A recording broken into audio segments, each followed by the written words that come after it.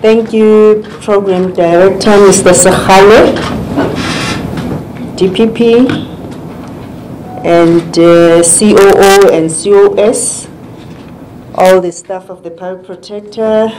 Thank you for coming to all the media houses. You joining us for the 5th and the last media briefing for the 2018-2019 financial year, because in government the financial year ends in March the 31st. We meet at a time when the Public Protector South Africa family is mourning, having just lost one of our longest serving members of staff, Ms. Kathy van Rooyen, who passed on Monday.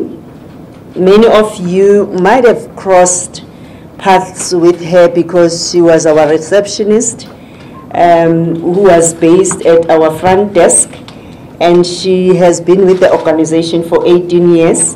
And we take this opportunity to convey our condolences to the family, friends, and her colleagues. Her loss has made us to realize how important it is to have such a family member like her.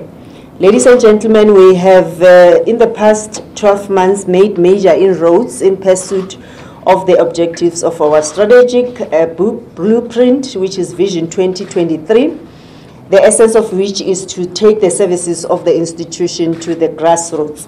As such, I'm pleased to report that working within the little resources at our disposal, the team and I have reached out to so many remote communities, engaged these communities in their mother tongues, expanded our reach, and leveraged stakeholder engagement through mutually beneficial MOUs. We did not stop there. We put shoulder to the wheel to persuade organs of state to establish internal complaints mechanisms which will help reduce the workload of the institution, and also which will make sure that communities, when they've got complaints, they can hold the public servants to account. Of greater relevance to today's briefing, we continue to project this office as a safe haven for the poor and the marginalized, and we will continue doing that, and we will show in our reports which we'll be issuing today. It should be noted that in most of these complaints which were reported to my office more than 2 years after the course of action had risen, the exceptional circumstances include the nature of the complaint, the seriousness of the allegations, whether the outcome could rectify systemic problems in state administration, whether I would be able to successfully investigate the matter with due consideration to the availability of evidence or records relating to the incident, and whether there are any competent alternative remedies available to the complainant, or the overall impact of the investigation. In addition, I take into account the provisions of Section 195 of the Constitution.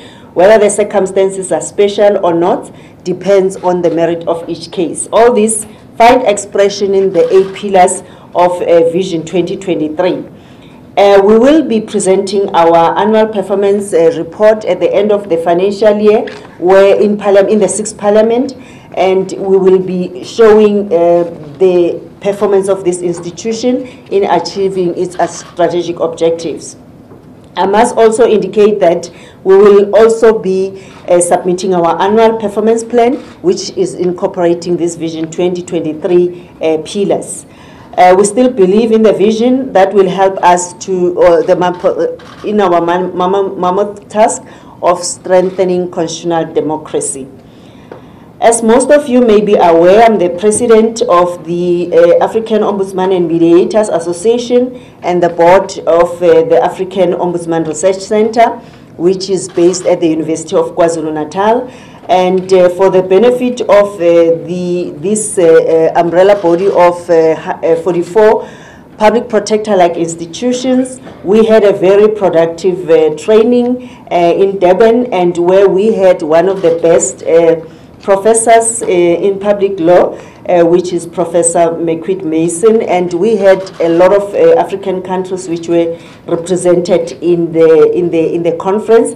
We were in partnership with IOI, which is called International Ombudsman Institute, and where we also were provided training on mediation and conflict resolution. As you know, that Africa is facing that challenge, and that is contributing directly to Agenda 2063 or the AU Agenda 2063.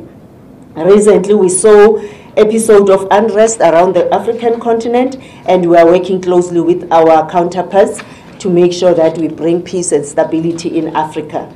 Let me move now, without any more delays, to the business of the day. I called the media to issue the following reports, and the investigations were conducted in line with the Section 182(5) of the Constitution, which makes it mandatory for me to make any report issued that can be done unless there are exceptional circumstances where there is risk to national security. That report will be kept confidential. I confirm that no such risk exists, hence the following reports will be issued today. There is a closing report on an investigation into allegations of improper conduct and maladministration by the former CIPRO, which is Companies and Intellectual Property Registration Office, where it was relating to the implementation of the recommendations of the inspector's report. A closing report on an investigation into allegation of maladministration and improper conduct by the Minister of Police in the provision of SAPS VIP protection services to Dr. Dlamini Zuma after the expiry of her term as chairperson of AU in October 2016. The report on an investigation into allegations of unfair and improper conduct by SITA, State Information Technology Agency, relating to the structuring of the pensionable portion of the remuneration package of Mr. G. Norton. The report on an investigation into allegations of maladministration by the Free State Department of Agriculture and Rural Development and the Department of Agriculture and Forestry relating to its handling of an outbreak of brucellosis on the farm of Mrs. Behrens. Report on an investigation into allegations of improper conduct and maladministration by the Eastern Cape Department of Health pertaining to the procurement of cleaning services for the Frontier Hospital. Report on an investigation into allegations of improper conduct and maladministration, again, Eastern Cape Rural Development and Agrarian Reform pertaining to the placement of learners in order to complete practical component of learnership program. The seventh report relates to an investigation into allegations of undue delay or failure by the Road Accident Fund to reimburse Mr. Ndlovu for expenses relating to burial of victims of motor vehicle accidents. Report number 8, report on an investigation into allegations of improper conduct and legislative non-compliance by the KwaZulu-Natal Provincial Health in respect of KwaZulu-Natal government mortuaries, resulting in substandard service delivery at these mortuaries. Report on an investigation into a complaint lodged by members of the Greater Brakpan Taxi Association and the Johannesburg Benoni Brakpan Springs Secunda Wheatbank Taxi Association relating to an alleged failure by the Gauteng Department of Roads and Transport and Community Safety and the South African Police Service to enforce the law relating to operations of minibuses and minibuses. Report on an investigation, report number 10, into allegations of maladministration, abuse of power and improper conduct by the former executive officer of the Financial Services Board, Advocate Tsidi, as well as systemic corporate governance deficiencies at the FSB. Our main report or anchor report will be the briefing, which will be on systemic investigation into the illegal conversion of goods carrying Toyota Quantum panel vans into passenger carrying minibus taxis to transport members of the public. All this report falls within the backlog project, which has been one of the tasks delegated to the Deputy Public Protector. I'll now hand over to the Deputy Public Protector to take us through the reports. 1 up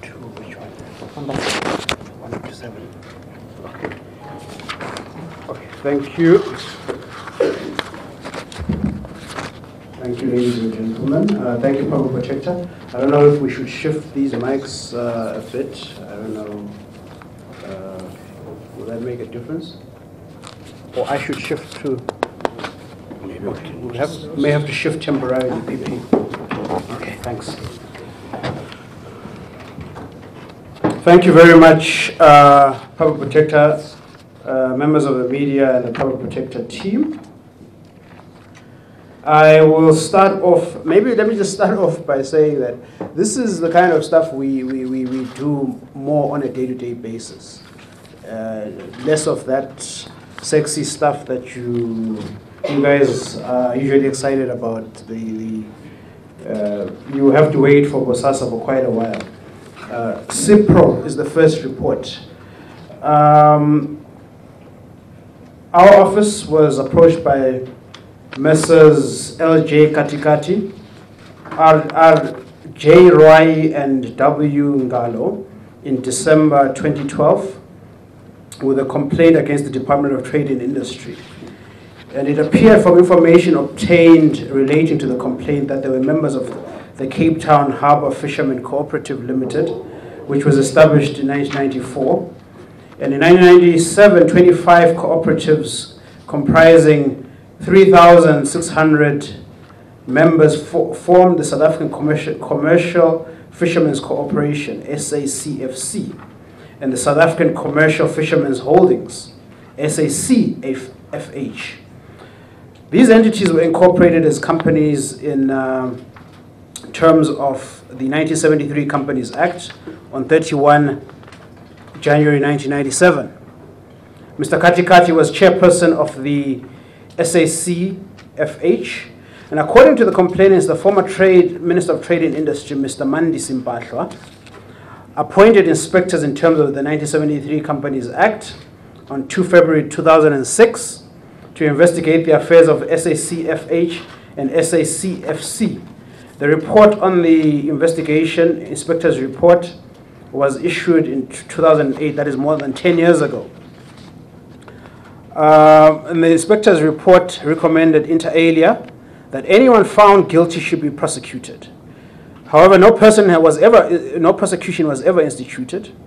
The essence of their complaint was that the DTI, and more in particular CIPRO, had failed to implement the recommendations of the inspector's report.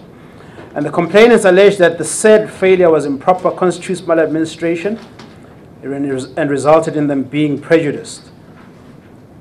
I therefore investigated whether the Minister of Trade and Industry, the DTI, and or CIPRO failed to ensure implementation of the inspector's report, and if so, whether such failure constitutes conduct that was improper or resulted in prejudice as contemplated in Section 1A21 of the Constitution, and or maladministration as contemplated in Section 641 of the Public Protector Act.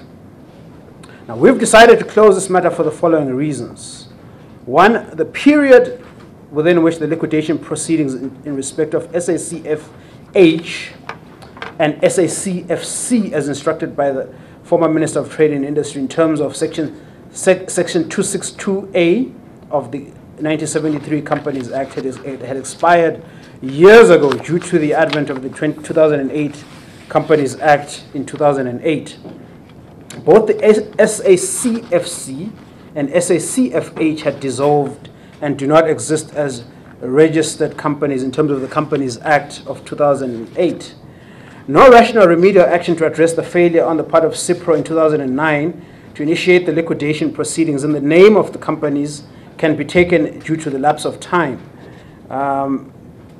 And the substitution of the 1973 Companies Act by the 2008 Act and CIPRO by CIPC. There is no substantive and verifiable evidence of prejudice suffered by the SACFC and SACFH. Of course, this is one of those cases which shows what happens when a case ages, and of course, remedial action sometimes becomes sort of redundant and impossible to implement. This is one classic case where this has happened. The next case is Dlamini Zuma. Now, we received a complaint from the DA Shadow Minister of Police, Mr. Zakhele Mbele, in April 2017, wherein he alleged maladministration and improper conduct on the part of the Minister of Police, Mr. Fikile Mbalula. In the main, Mr. Mbele alleged, one, that the media reported during April 2017 that Dr. Dlamini Zuma, despite being a private person who held no high office, was enjoying the protection of the South African Police Services, SAPS, VIP protection services, due to the alleged security threats against her. Two, that spurious security threats were being used by the former Minister of Police as a justification to afford Dr. Dlamini Zuma SAPS VIP protection services, which she would not otherwise have qualified for, and the former Minister of Police had failed to adequately and transparently make clear the basis of his decision to offer Dr. Dlamini Zuma VIP protection services. And that, thirdly, that policing resources and public funds were being used and possibly abused to protect an ordinary citizen when South African citizens face threats from criminals in their homes and on the streets on a daily basis.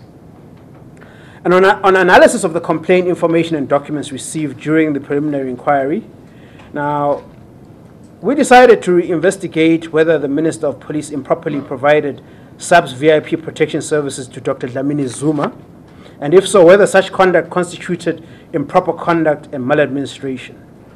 Following an investigation, we arrived at the following observations and conclusions.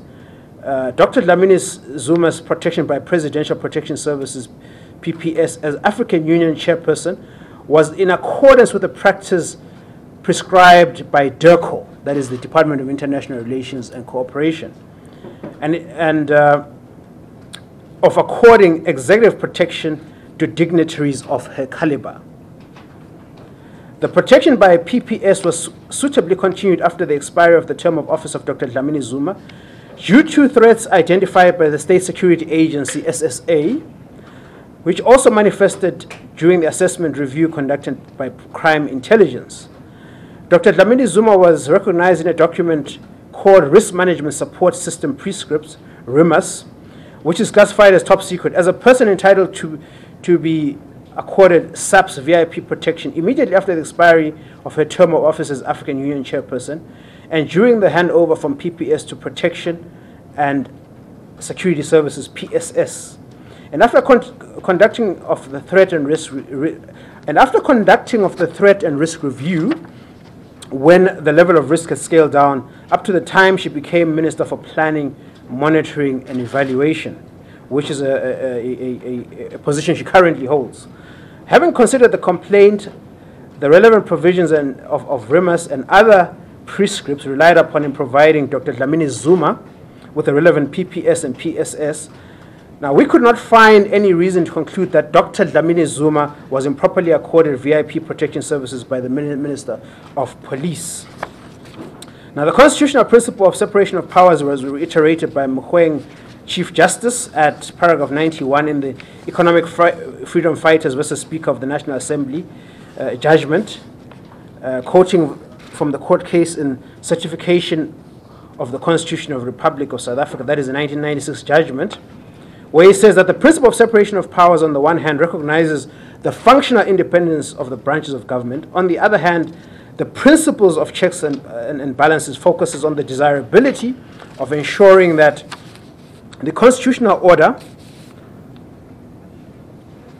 as a totality prevents the branches of government from usurping power from one another.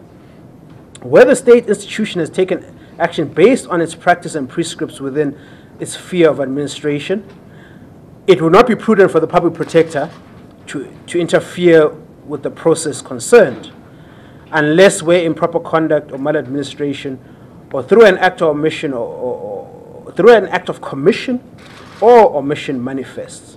Having regard to the evidence received, and remember we're an evidence-based institution, and for the reasons advanced herein above, I'm unable to pursue the matter any further, and I'm inclined to conclude that the allegations of improper provision of VIP protection services to Dr. Dlamini Zuma are not substantiated, and we have thus decided to close the investigation.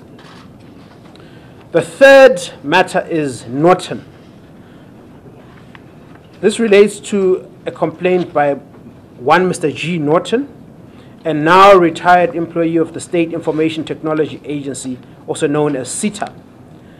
He complained that when SITA amended its remuneration structure in 2004 and converted his salary to a total guaranteed remuneration package, TGP, he and other employees were prejudiced because SITA incorrectly applied the conversion and restructuring of the salary packages. He also complained that when SITA established its own retirement fund in 2004, members of the Government Employees Pension Fund, known as GEPF, were excluded from the opportunity to join the Alexander Forbes Retirement Fund. He further complained that when SITA reviewed its conditions of employment in 2008, which allowed staff to structure the unpensionable portion of their TGP to between 70 and 100%, the complainant and other employees were not allowed to increase the pensionable portion of their TGP in accordance with the relevant provisions of the SITA's conditions of service to their disadvantage.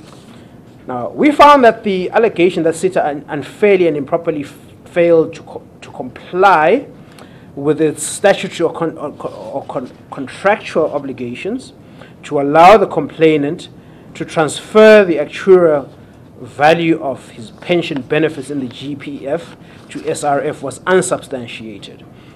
Now, the allegation that SITA did not allow the complainant to increase the pensionable percentage of his TGP, that is the total guaranteed remuneration package, with effect from 1 September 2009 from 56.61 to the minimum of 70% provided for in the amended 2008 SITA conditions of service is substantiated.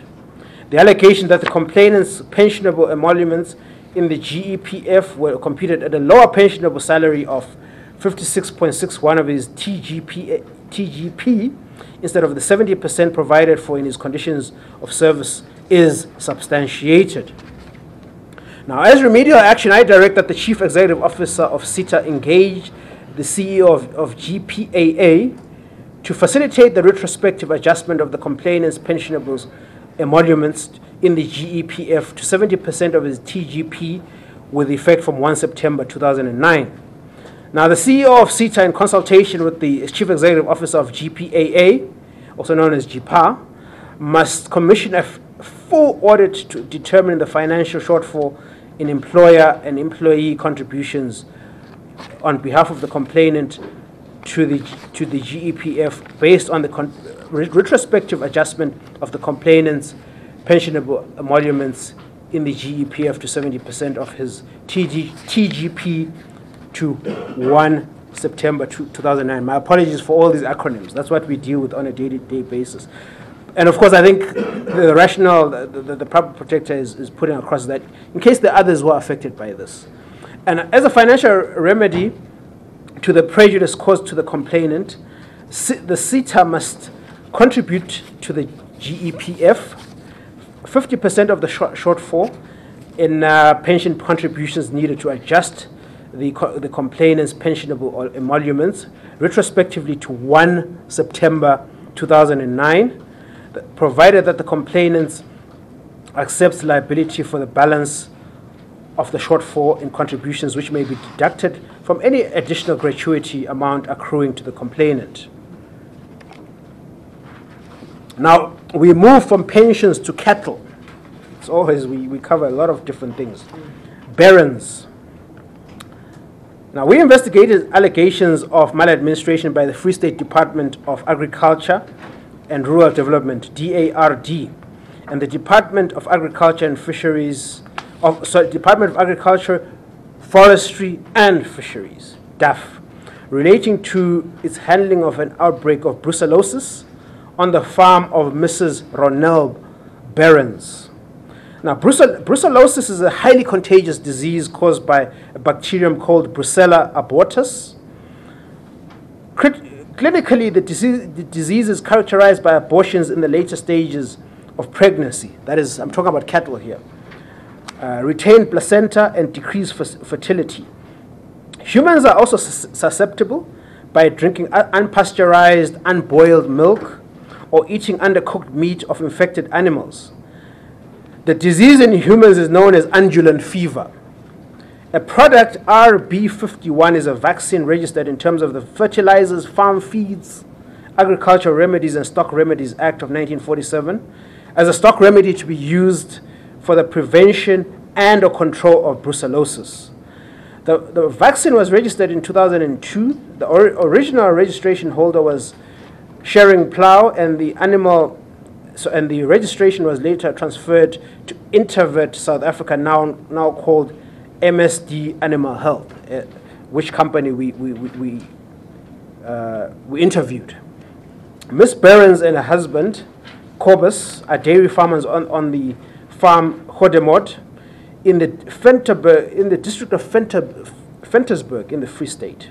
The herd, known as water-borne jerseys, was inherited from the complainant's father, Mr. J.B. Haynes, in the 1990s.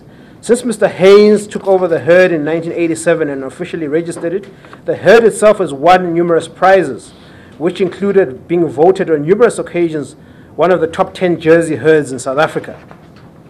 Some of the animals were also exhibited on various dairy shows, where numerous bronze, silver, and gold awards were won by them.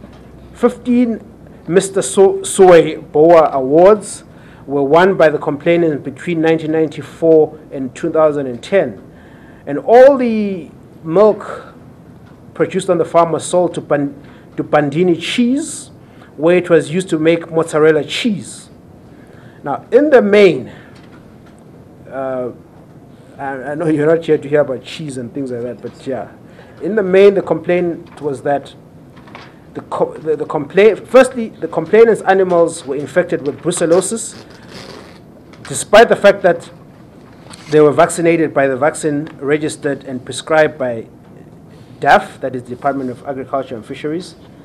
Two, that DAF unduly delayed and or failed to produce the complainant a report on its investigation into the suspended lack of efficiency of the RB51 vaccine.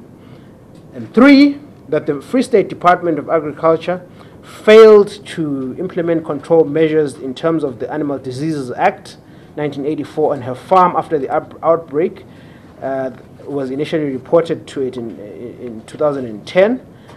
Four, that brucellosis is a state-controlled disease in terms of the Animal Diseases Act, and that the state is therefore liable to compensate the complainant for her damages. Now, we investigated the allegation that the vaccine, RB51, was registered in South Africa without following due process, whether there was enough evidence before the Department of Agriculture and Fisheries to cancel the registration of the vaccine, and whether the department is liable to compensate the complainant for damages in terms of Section 19 of the Animal Diseases Act, as the Director, Animal Health, did not give an instruction for the slaughtering of animals as a control measure as envisioned by the Act. So a lot of her cattle died in the process. The allegation that the Free State Department of Agriculture and Rural Development, specifically Dr. Louis van Rooyen, failed to implement control measures stipulated by the Animal Diseases Act in 1994 and 2010 when the outbreak was reported is substantiated. The allegation that the Director, Animal Health, failed to intervene on the complainant's farm when the outbreak was brought to her attention in December 2010 is also substantiated. The allegation that the registrar failed to follow due process in terms of the Fertilizers, Farm Feeds, and Agricultural Remedies and Stock Remedies Act is substantiated. The allegation that the registrar had a duty to act on the reports about the suspected lack of efficiency of the RB51 vaccine and improperly failed to do so is also substantiated. The allegation that the complainant suffered prejudice as a result of the maladministration of the Free State Department of Agricultural and Rural Development and the Director of Animal Health is substantiated. As I indicated earlier on, she lost quite a lot of her cattle due to the outbreak of and of course these had to be culled and killed in the process. Now, in terms of the remedial action, I direct the Director General of the Department of Agriculture, Forestry and Fisheries, among other things, to issue a written apology to the complainant, apologizing for the manner in which the Free State Department of Agriculture and Rural Development and DAF handled the outbreak of brucellosis on her farm. This must happen within 21 business days of this report, that is from today. The DG must also, within 3 months of the date of this report and in consultation with the Minister and the Director of Animal Health, make an offer to the complainant which she deems reasonable in the circumstances as an ex gratia payment for the inconvenience, distress and frustration suffered by the complainant as a result of the maladministration. Upon acceptance of the offer by the complainant, the DG must pay the amount agreed upon by the parties to the complainant within 60 working days.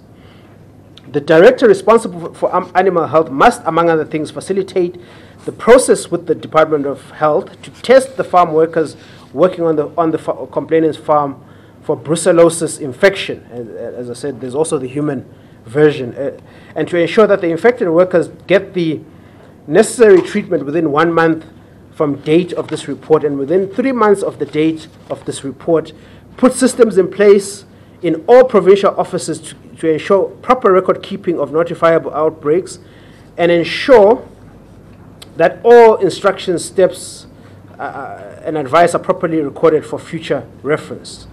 The director responsible for agricultural inputs control must, among other things, and in consultation with MSD, that is the company, liaise with Colorado Serum to satisfy himself of any further research that was conducted on RB 51, and must, within 60 days, consider whether or not it may be necessary to amend the registration requirements of RB 51 and or the necessity to test the product in South Africa.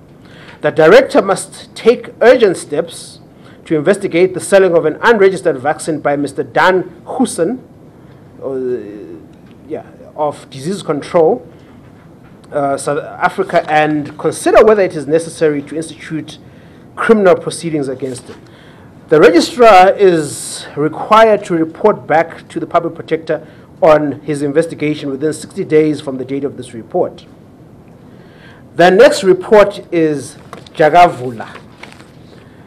My office received a complaint in September 2015 from Ms. L.S. Jagavula, the owner of Kwezi Skills Training at KST. The complaint centered on allegations of improper conduct and maladministration by the Eastern Cape Department of Rural Development and Agrarian Reform regarding the placement of learners in order for them to complete the practical component of a learnership program and non-payment for services rendered in this regard. Now, I found that the allegation that the department unduly delayed the placement of learners in order to complete the workplace exposure part of a learnership program conducted in terms of SLA, of the SLA, that the service level agreement entered into with KST, is substantiated. And I also found that the allegation that the undue delay by the department prejudiced the complainant is substantiated. And I also found further that the undue delay by the department constitutes improper conduct as envisaged in Section 1821 of the Constitution, and maladministration as envisaged in Section 64A1 of the Public Protector Act of 1994. I remember this particular case, the complainant was actually very, very upset by this delay. And I directed that the head of department, HOD, to take urgent steps to pay KST the amount of 564,200 plus interest calculated in terms of the prescribed rate of interest Act as amended. I think there was an amendment on the amount of 564 and 200 rand from the due date of payment within 30 business days of the date of this report. And I further directed the HOD to tender a written apology to the complainant for the undue delay in payment and the prejudice that she suffered within 15 business days from the date of the delivery of this report today. The next report is Jada. Ms. N.C. Jada, the owner of Vela Langa Cleaning Services CC, approached his office in January 2013 alleging improper conduct and maladministration on the part of the Eastern Cape Department of Health. This had to do with the procurement of cleaning services for the Frontier Hospital during the period 2007 to 2013. Now, we investigated whether the procurement by the Department of Cleaning Services during the period 2007 to 2013 for the Frontier Hospital was in accordance with the legislation and other prescripts regulating supply chain management, and if not, whether the non-compliance was improper and constitutes maladministration. Now, I found that the procurement by the Department of Cleaning Services for the Frontier Hospital during the period January 2009 to March 2013 was not in accordance with the legislation and other prescripts regulating supply chain management. And in addition, the allegation that the non-compliance by the department with the legislation and other prescripts relating supply chain management was improper and constitutes maladministration and is substantiated. And I always chat with the public protector about this, that this is a South Africa problem. It's not just the Eastern Cape Department of Public Procurement. This failure by the department constitutes improper conduct as envisaged in section 182(1) of the Constitution, and maladministration as envisaged in section 4A(1) of the Public Protector Act.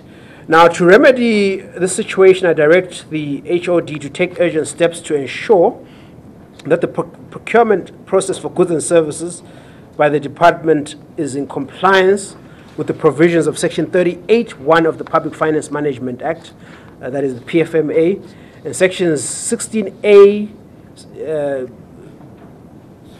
3, A5, and A6 of the Treasury Regulations and the Department's Supply Chain Management Policy to ensure, 1, that the Department has an appropriate procurement and provisioning system which is fair, equitable, transparent, and competitive and cost-effective. 2, that all employees of the department dealing with supply chain management are properly qualified and trained to perform their duties. And 3, disciplinary action for misconduct against employees violating the provisions of the PFMA, Treasury Regulations, and the Department's supply chain management policy is taken without delay. Okay. Okay, also the changes here. Okay, the next one is Zandlovu. Mr. Zandlovu is the proprietor. Oh, now we're going to funerals. Right? We've left procurement and cattle. We're now at funerals. We are everywhere. Zandlovu is the proprietor of Ikaya Funeral Home. He lodged a complaint with our office in January 2017 alleging that the Road Accident Fund was unduly delaying or failing to reimburse him for costs incurred regarding the burial of victims of motor vehicle accidents. Now, in the main, the complainant alleged that he conducted funerals for victims of motor vehicle accidents, and that he entered into session agreements with the relatives of victims of motor vehicle accidents, in terms of which he, at his own cost, buried such victims and the bereaved families as beneficiaries with the right to make a claim against the Road Accident Fund for the cost of the funeral, ceded their rights to claim to him. He also alleged that the Road Accident Fund refused or failed to reimburse him for such costs, as they indicated that they had put in place a tender for a panel of funeral parlors and service providers to provide such a service. Mr. Ndlovu further alleged that despite the existence of the said panel of funeral parlors and service providers, the Road Accident Fund had paid some of his claims, and that he is entitled to be reimbursed for the outstanding 7 claims, in respect of which he signed session agreements with bereaved families and had rendered a service. Now, we found that the allegations that the RAF unduly delayed or failed to reimburse the complainant for services rendered in respect of the 7 claims in accordance with signed session agreements is partially substantiated. The allegation that the complainant suffered prejudice as a result of the road accident fund's failure to reimburse the complainant for services rendered is also is unsubstantiated. The complainant did suffer prejudice, but such prejudice was not as a result of improper conduct of the RAF. Prejudice was suffered due to the victim's the victim's family's failure to pay him the entire burial costs paid to them by the RAF. The complainant could proceed to institute civil claims against the families for the balance. And as a remedy, I direct that the Chief Executive Office of the Road Accident Funds should, within 60 working days from the date of this report, review the panel of service providers agreement to ensure inclusivity of service providers across the country in each local municipality, to ensure that the SMMs are catered for. The CEO must also, within 90 working days from the date of this report, ensure that information sessions are conducted with the funeral parlors on the roles of the RAF's panel and the non-panel members. This will avoid recurrence of cases and complaints similar to this one of Mr. Ndlovu. Now, we are still dealing with the deceased. We'll move on to government mortuaries now. We've left the funeral parlors, we're going on to government mortuaries. Now, we conducted an investigation of allegations of improper conduct and legislative non-compliance by the KwaZulu-Natal Provincial Department of Health, that is the department, in respect of KwaZulu-Natal government mortuaries, resulting in substandard service delivery at these mortuaries. The complainants who lodged the complaint with my office on 8 May 2015 raised a diverse range of concerns relating to the practice of forensic pathology at the mortuaries. Upon receipt of this complaint, we engaged with the complainants in order to clarify and define the complaints to be investigated. Now, we identified and summarized the complaint as follows: that there were human bodies which were not properly identified, piling up on mortuary floors, trolleys and trays outside the mortuary fridges. 2, that there was a high volume of decomposed and or decomposing bodies in the mortuaries. 3, the mortuary managers did not possess the necessary and appropriate qualifications and experience to operate and manage the mortuaries. And there are labor-related matters that may have an impact on the provisions of services to the public. If I recall, there was a strike action at some point. 4, the mortuaries do not comply with the provision of applicable rules, laws, and regulations governing the performance of forensic pathology in South Africa. 5, the mortuaries did not have the basic, necessary, and relevant equipment as staff members to enable an effective public service delivery. And 6, there might be other issues that affect public service delivery in the mortuaries. Now, on analysis of the complaint, the following issues were identified to inform and focus the investigation. 1, whether there is improper conduct by the mortuary on the part of the Department of Health in regard to management of human bodies at the KwaZulu-Natal government mortuaries. 2, whether the Department of Health improperly failed to employ suitably qualified and experienced personnel such as mortuary facility managers, forensic pathologists, and administrative staff at the KwaZulu-Natal government mortuaries. 3, whether the Department of Health improperly failed to remedy the forensic pathology officers' labor-related issues, thereby impacting on service delivery. 4, whether the Department of Health improperly failed to provide sufficient quantities of the basic, necessary and relevant equipment at the KwaZulu-Natal government mortuaries to ensure effective and efficient service delivery. 5, whether there are other issues that affect public service delivery in KwaZulu-Natal mortuaries, focusing on the following. 1, there is a lack of cooperation between South African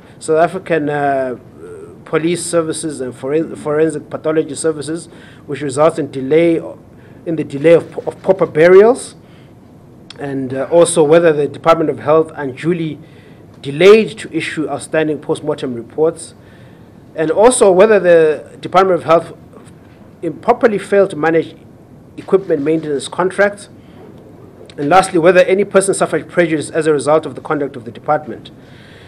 Having considered the evidence obtained during the investigation against the standard imposed by the relevant regulatory framework, I make the following findings: that the allegation whether there is improper conduct by the Department of Health and with regard to the management of human bodies at the KwaZulu-Natal government mortuaries is partially substantiated. The allegation that the department improperly failed to employ properly and experienced forensic pathologists is substantiated, and so is the allegation that the department failed to remedy labor-related issues pertaining to forensic pathology officers, I think resulting in their strike and so forth. The allegation that the department failed to provide KwaZulu-Natal mortuaries with sufficient quantities of the basic, necessary and relevant equipment to ensure effective and efficient delivery, service delivery is substantiated based on the admission made by the department. They have already admitted to this. The allegation that there is a cooperation between, the allegation that there is a lack of cooperation between the South African Police Service and forensic pathology services with regard to proper burials is substantiated. Also substantiated is the allegation that there is a delay in the issuing of post-mortem reports. The allegation that the department failed to manage equipment maintenance contracts is substantiated. Substantiated too is the allegation that the KwaZulu-Natal community, specifically members of bereaved families, suffered prejudice as a result of the conduct of the department. The appropriate remedial action that I'm taking in pursuit of Section 182(1)(c) of the Constitution is the following. 1, the head of the KwaZulu-Natal Provincial Department of Health must ensure that the department monitors the mortuaries quarterly to ensure that they comply with all relevant prescripts, that the department, the Directors General of the Departments of Public Service and Administration and Health must, within 30 working days of the date of the final report, and I believe that is today, provide our office with a full and detailed report on the process of regularization of the forensic pathology services, including the development of forensic pathologists' proper job descriptions and allocation of specific job functions. 3, the head of department of the KwaZulu-Natal Provincial Department of Health must, within 60 working days from the date of the final report, which is today, verify the number of vacant administrators positions at all KwaZulu-Natal provincial government mortuaries and provide my office with a full and detailed report on the measures being put in place to capacitate these mortuaries accordingly. And then 4, the head of department of the KwaZulu-Natal Provincial Department of Health must, within 60 working days from the date of the final report, develop the standard operating procedure for the use and safekeeping of the mortuary equipment, including the security measures to prevent the theft of equipment. I see people steal even from mortuaries. 5, the National Commissioner of Police and the DG of the National Department of Health, including the head of Department of KwaZulu-Natal, Provincial Department of Health, of Cooperative Governance and Traditional Affairs, I beg your pardon, must, within 60 working days from the date of the final report, ensure that in line with the constitutional spirit of cooperative government as provided for in Chapter 3 of the Constitution, establish and sign a memorandum of understanding to regulate the cooperation in the proper management of all government mortuaries, including provision of land to conduct paupers' burials on time and the possibility of cremating the unknown human bodies. Let me just liaise with the Public Protector shortly as to where I should stop in regard to up to which report.